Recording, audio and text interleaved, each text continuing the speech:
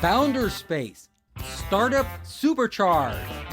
I'm Captain Hoff, CEO of Founder Space, the leading global startup accelerator. I'm also author of the award-winning books, Make Elephants Fly, Surviving a Startup, and The Five Forces. Today we are here with Adam Springer, and Adam is a sales expert. He is actually, I call him a sales monster. He looks like an unassuming guy, just your average guy, and he's not even super outspoken, but he delivers because he knows exactly what it takes to sell. Now, Adam has his own company, startupsales.io, and he specializes in helping startups get that initial traction. You know, those initial leads, which are so impossible for all of us startup founders to get. Like, how do you get those first 30 sales? How can you do it? So Adam, welcome to the show. Welcome to Founder Space. I want to hear from you. What's your background? What have you done in the past that has made you who you are today? I was the first salesperson for 4 different companies, 4 different startups, where we went from product launch to $1 million, 3 of the 4 times in under a year. And then we scaled that up to 5-10 million. One of them is an IPO. One of them is a halfway to unicorn status. The other one is a private company, but no VC back, but they're doing quite well. And unfortunately, one is a failure, but we learned from that too. 3 out of 4 is a good hit rate. So, yeah. For startups, most startups fail. The vast majority of startups fail. So, you delivered from early on, and especially getting to that first million, that is the most brutal part. So that's what we want to talk about. Entrepreneurs are out there. They're like, if I just had $1 million in sales, then the money starts coming in, everything starts going, but getting that first $1 million, especially when you're bootstrapping it early on, like, how hard that is. So tell us, what are the first things entrepreneurs should do when approaching sales at a very early stage when they don't have a lot of money? Start. I think that's right away. Yeah, that's one of the biggest things is people like, I'm not a salesperson, I'm going to hide away from it. But when you hide away from it and you start burying yourself in other work, you waste time, and your runway is only for so long, and then it's too late to do it, and then you go in panic mode. So I think the first thing is to start. You said something very true, because a lot of entrepreneurs aren't salespeople. Like, they might be creative people with great ideas. They may be engineers who like working on their product. So they will spend a lot of time fiddling with the product without going out to any customers. Yeah. And what are they building? They don't even know, because they haven't talked to any customers, haven't gotten any feedback. So starting the sales process early, like, from when do you think an entrepreneur should start the sales process? At what point should they have a prototype ready? Should they have, a final product? When should they start? Yesterday. And that is right away. It doesn't matter what stage you have. If you already have a prototype ready, good. If you even before then, sales, I think we need to go backwards and change the definition of sales, because sales is not, that old used car salesman that we think of with greased back hair. Sales is more of a partnership and an investigation, not with the negative context, but it should be there. You're there to help somebody. You're there to see if you could make their life better in one way or another, and they're going to make your life better in one way or another. And that's typically money. And that's why it's a partnership. So I kind of forgot the question, but anyways, you should start right away, and we'll go from there. So, what you're saying is that if you're an entrepreneur, you shouldn't wait to develop anything before you start sales. You should literally start before you develop your product. And this is something I completely agree with. Like, especially in the B2B space. If it's B2C, a lot of times you have to put something out there. But B2B, the people are there, your customers are there. You could go talk to them anytime. And so why not talk to them before you build the wrong thing, before you spend 6 months building something nobody wants? Now, when you get in with a customer, what are the keys to selling? Asking good questions.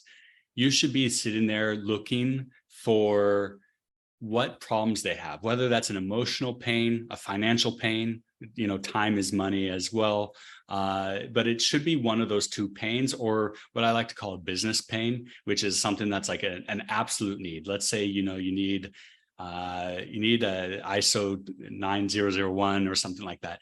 You need one of these permits to go forward. That's an absolutely need. You need Zoom in your business. So Zoom is an easy sell. You're right. If you can identify those absolute needs, those extreme needs is what I like to call them, in a business early on, then you're on the right track. And so how do you get at this? Because a lot of people, they have an idea in their head. That's why they started the company, right? They have this vision in their head. They're going out there. They want to build this vision. That's what they want to do. Now, how would you talk to an entrepreneur? How would you advise them? I have this vision. This is going to totally change the world. It's going to totally change our industry. This is what I want to do. What would you tell them? I would say first try to find a high level question that's not too focused, but focused enough and wide enough that allows the other person that you're speaking to speak freely, but in a directed way. So what I mean by that is, ask them a question about a potential problem that they may have that your solution will solve or does solve, and let them start speaking about that problem, and then ask them deeper questions. It's kind of like, when you have a toddler. I have a 3-year-old at home. Everything's why. But that's a really good lesson that we need to learn. Now, you ask a question, the prospect comes back with an answer. Go deeper. Ask why again. Now, don't use why. That feels like an interrogation and gets really annoying, but in a different ways, keep diving deeper. The deeper you go, the more you're going to learn, the better product you're going to have. And they will sell themselves on the product, because now they're talking so deep about their pain, it becomes personal. And now they want to fix that, and they need to fix it. That is key. So you said two really important things. One, put on your toddler brain. Don't try to manipulate the customer. Don't try to think you can convince them of something they don't believe, because that's, the first thing I tell any salespeople is you're never going to get a really good customer to stick with you by selling them something they don't need. All you'll end up doing is pissing them off, they actually ended up buying it. So what you really need to do is be a curious person, like a toddler, ask a lot of questions, be really curious about their business, because that's giving you data, real data that you wouldn't have otherwise, about what their real needs are, not what their assumed needs are. We all make assumptions when we start our business, but we need to find out what the facts are. And then you need to engage with your customers at a deep level, an open-ended level, right? So like you said, you can't be in sales mode where you're very narrowly focused on getting them to buy what you have already built or what you have already imagined you will build. That is not your goal. Your goal is to figure out, more importantly, if you could sell them anything to solve their problem, what would that thing be? And have them tell you. And then there's one more point that I want to elaborate from you that was really good. You were let the customer convince themselves. You don't have to convince them, right? Because if the best salespeople in the world are the people, often the most unlikely people. They aren't the people who can talk a mile a minute and, act like they know everything and feel comfortable around everybody. They're usually like you, more kind of shy, unassuming people who ask questions and are very considerate, but are really paying attention to the details and giving the customer an opportunity to actually do most of the talking.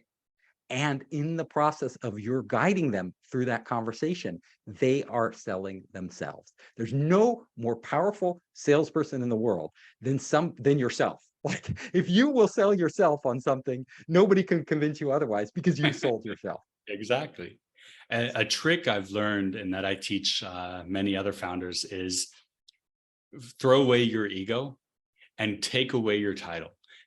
As a VP of sales and having many different sales teams, I've actually, to train some of my guys, I would tell them to bring me on the call and introduce me as their trainee. And so I come in as the trainee and say, hey, let me ask you some stupid questions, if that's okay. Because what it does is allows you to ask stupid questions, quote unquote. but it also allows the prospect to kind of like have more patience with you and feel like they need to explain more because they want to help you.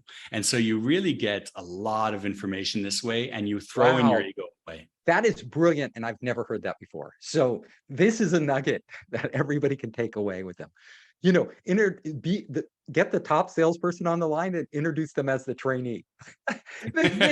Because the top salesperson, first of all, they're top because they know what questions to ask, but that gives them permission to ask all these questions in front of somebody without them feeling like, why are you asking all these questions? You know, Yeah. all these basic questions.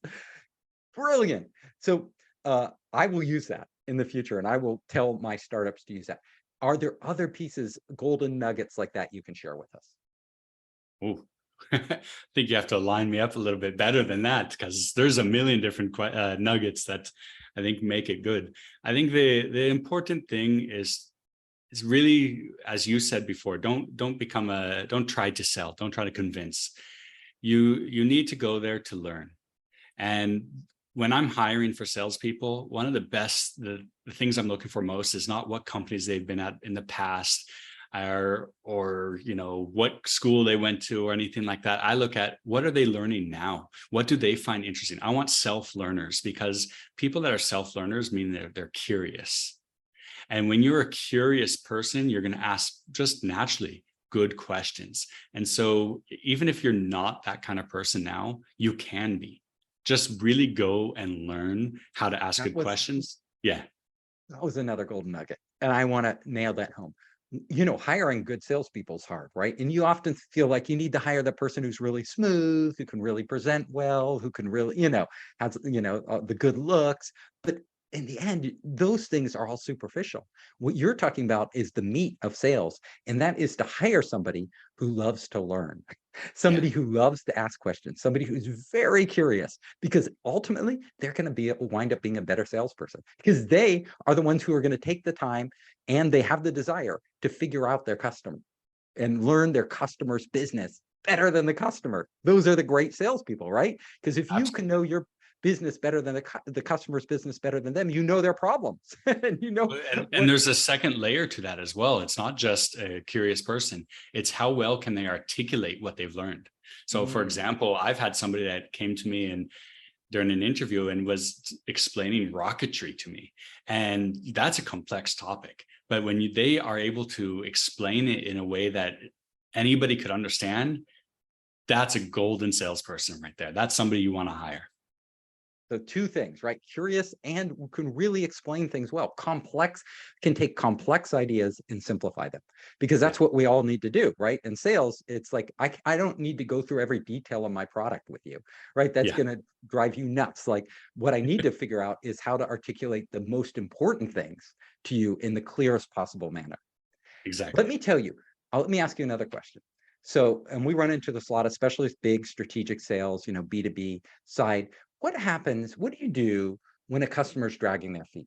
When they like keep taking meetings, they keep taking up your time, but the ball isn't moving forward.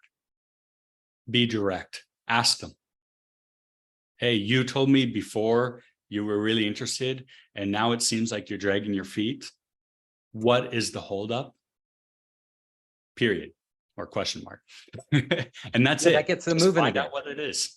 Yeah. And then do you also put a timeline or any deadlines on there? No, I don't like artificial timelines, because it's artificial. I'll take their business in a year from now as well. Like, obviously I want it now, but I'll take it tomorrow just the same. So I don't really like that, because that's not how you create pressure.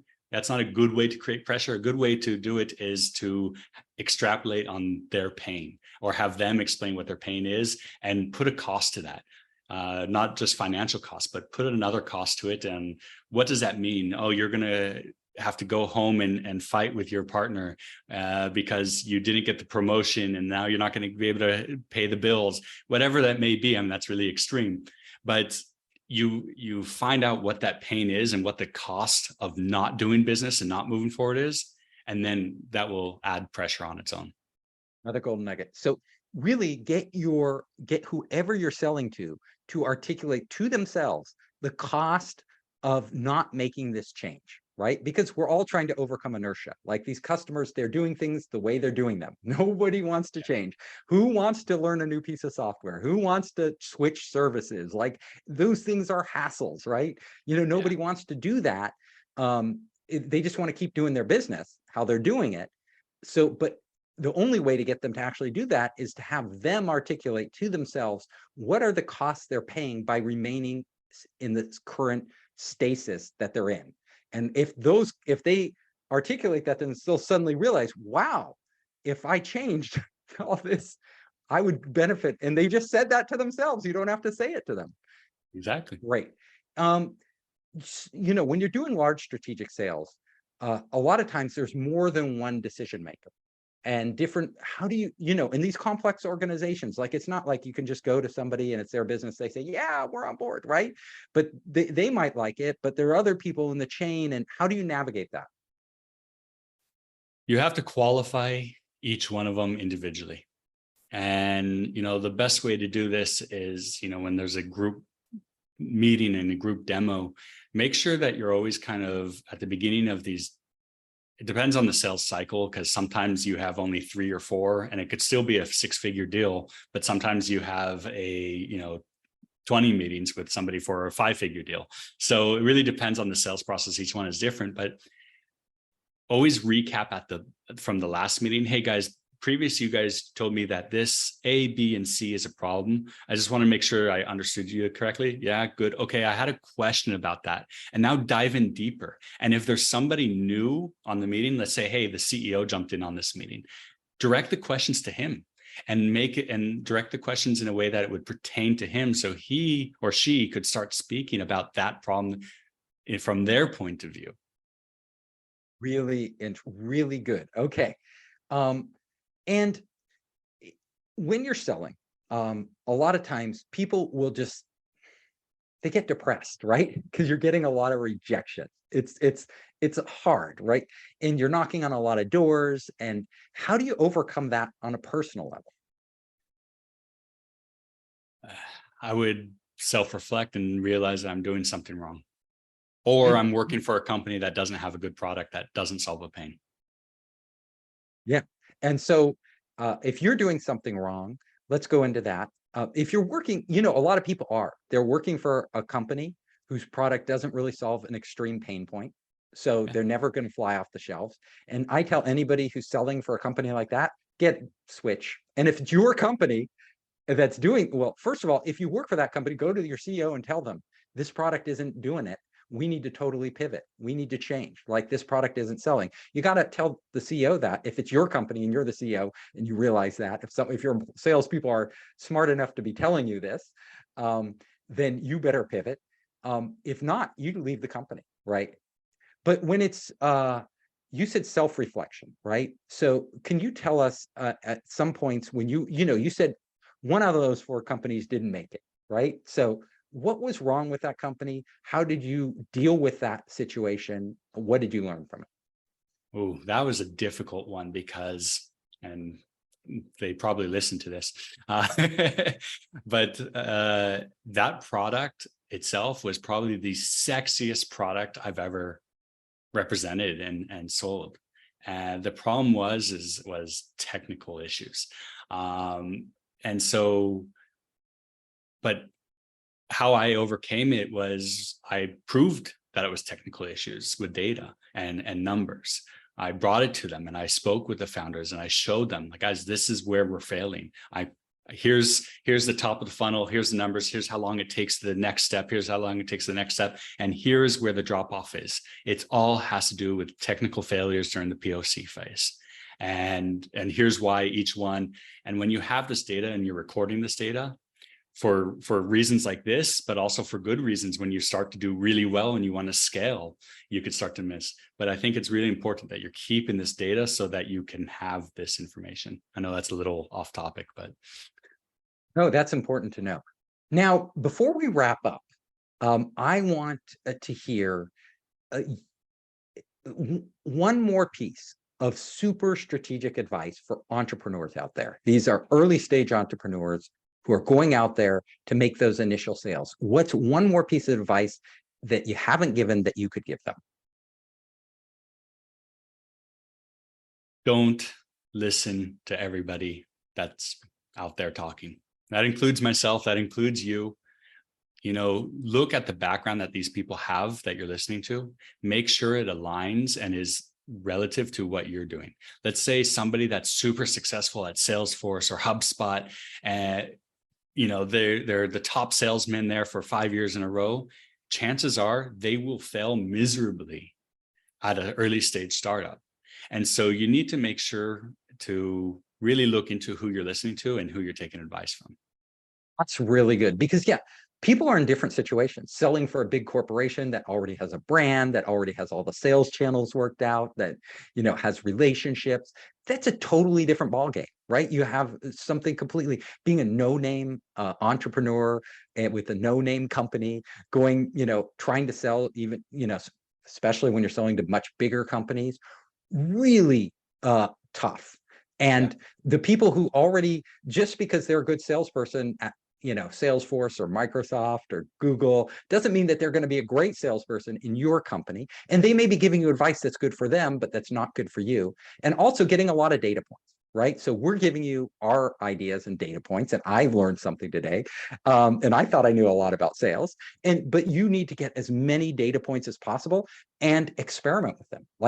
Also, you as an individual, certain things are going to work better for you than that work for other people. Like other people's sales styles might not work for you, right? We're all you have your own style, I'm sure. So I think figuring out your own style, your own voice, really important. Adam, thank you so much for being on the show. This is Adam Springer. Can you tell us a little about your company and where people can find you? Sure. So you could find me at startupsales.io or on LinkedIn, Adam Springer. I've also got a podcast, startupsales.io. And what we do is we help companies do cold outreach, whether that's email or LinkedIn, in order to get you meetings with your prospects or investors or get you on other podcasts. I hope you enjoyed the show. If you liked it, hit the subscribe button and share it with your friends. You can help us create more great content by subscribing and sharing. Also, if you want to access our online startup program, our investor network, and our entrepreneur resources, just come to founderspace.com.